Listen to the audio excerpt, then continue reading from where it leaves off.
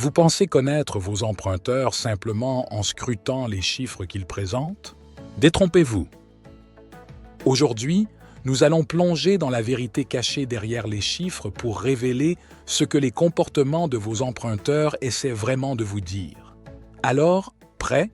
C'est parti!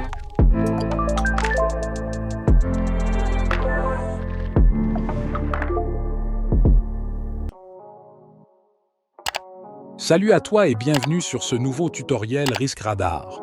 La thématique que nous abordons aujourd'hui est profondément traitée dans notre programme de certification CFRM, que je vous invite à découvrir. Le Certified Financial Risk Manager, CFRM, délivré par GECB, est une certification complète conçue pour former des professionnels hautement compétents dans le domaine très sensible de la gestion des risques spécifiques au secteur financier. Le programme offre une compréhension approfondie des différents types de risques auxquels les institutions financières sont confrontées, ainsi que les méthodologies avancées pour les évaluer, les gérer et les atténuer.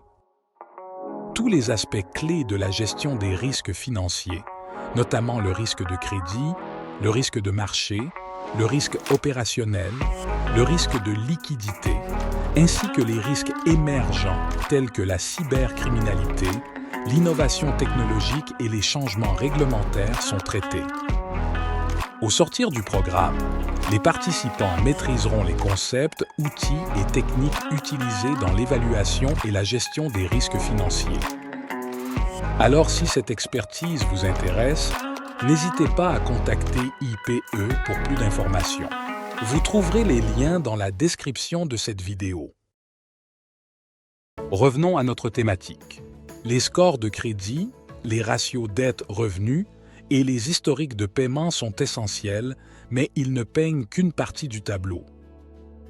Pour vraiment évaluer le risque chez un emprunteur, il faut aller au-delà des chiffres et comprendre les histoires personnelles, les motivations et les comportements sous-jacents.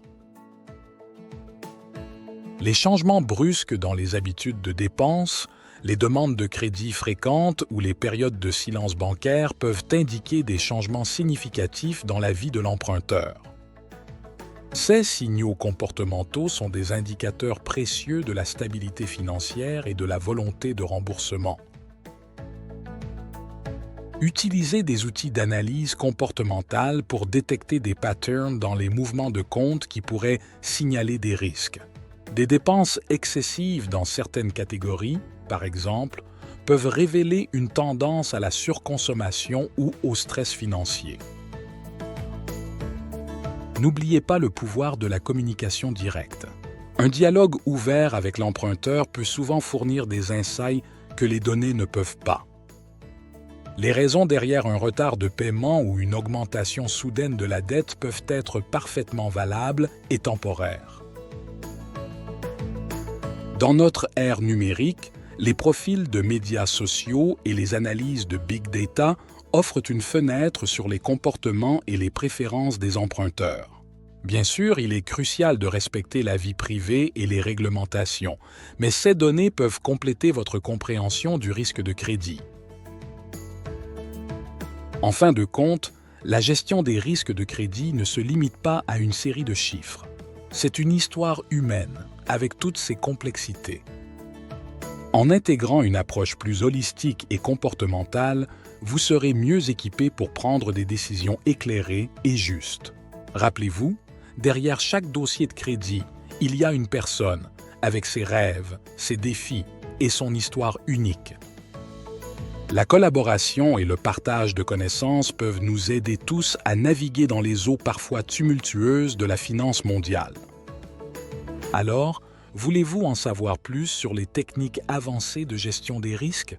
Abonnez-vous à notre chaîne, partagez vos expériences et vos pratiques dans les commentaires, rejoignez les groupes Risque Radar et proposons ensemble des sujets pour nos prochaines thématiques. Si cette vidéo vous a été utile, likez et partagez avec vos collègues. À bientôt sur Risque Radar.